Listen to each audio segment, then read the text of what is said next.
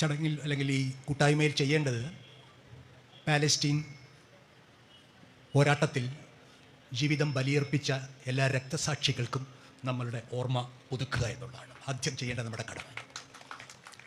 അത് ഞാൻ ആദ്യം നിങ്ങൾക്ക് എല്ലാവർക്കും വേണ്ടി ചെയ്യുന്നു. ആ പോരാളികളുടെയും അവരുടെ കുടുംബാംഗങ്ങളുടെയും പോരാളികളല്ലാത്ത സമാധാന കാംക്ഷികളുമായിട്ടുള്ള മനുഷ്യർ ഇസ്രായേലിലും അപ്പുറം ഉള്ളവർ അവരുടെ എല്ലാം ശാന്തിക്കായി ഞാൻ ഒരു നിമിഷം പ്രാർത്ഥിക്കുന്നു.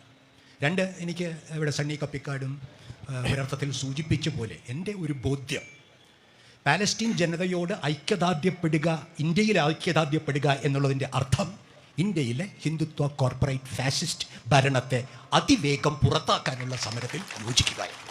ബാക്കി പ്രകടനങ്ങളും മറ്റും എല്ലാം സുപ്രധാനം. ആ ഇന്ത്യയിലെ അധികാരമാറ്റത്തിനുള്ള നമ്മളുടെ ദൃഢനിശ്ചയമാണ്. രണ്ട്, അതിനു വേണ്ടത് എളുപ്പ വഴികളില്ല എന്നുള്ള സ്വയം ബോധ്യമാണ്. ഏറ്റവും വിശാലമായ ജനാധിപത്യ മതനിരപേക്ഷ ഐക്യം ഇന്ത്യയിൽ ഉണ്ടാക്കിക്കൊണ്ട് ഒരുപക്ഷെ നാളെ നടക്കാൻ പോകുന്ന ബീഹാറിൻ്റെ തെരഞ്ഞെടുപ്പ് ഒരു നേരിയ സൂചന നമുക്ക് തരുന്നുണ്ട് എവിടേക്കാണ് ആ വിശാലമായ ഐക്യമുന്നണി പോകേണ്ടതെന്ന്. ഇന്നല്ലെങ്കിൽ നാളെ കേരളത്തിലും അത്തരത്തിലൊരു വിശാലമായ രാഷ്ട്രീയ സാംസ്കാരിക ഐക്യമുന്നണി ഉണ്ടാവും എന്ന് വിശ്വസിക്കുന്നയാളാണ് ഞാൻ.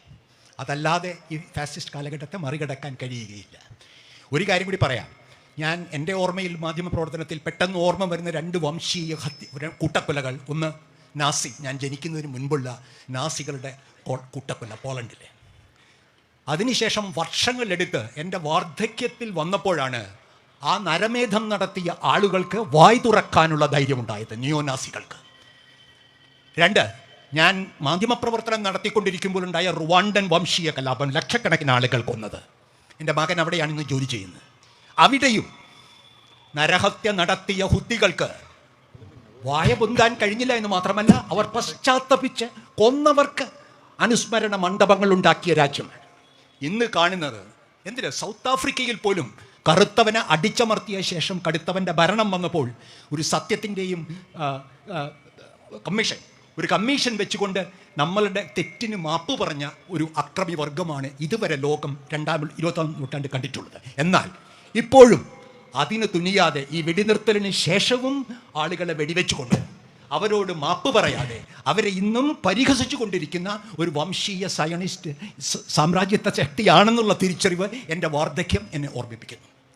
അതുകൊണ്ട് ഈ നിമിഷത്തിൻ്റെ പ്രാധാന്യം, ഈ വിശാലമായ ഐക്യം മോഡി ഫാസിസ്റ്റ് സർക്കാരിനെ രാഷ്ട്രീയ അധികാരത്തിൽ നിന്ന് മാറ്റേണ്ടതിൻ്റെ അടിയന്തര ഉത്തരവാദിത്തം, ഇത് രണ്ടും ഓർപ്പിച്ചുകൊണ്ട് ഞാൻ നിങ്ങളോട് നന്ദി പറയുന്നു.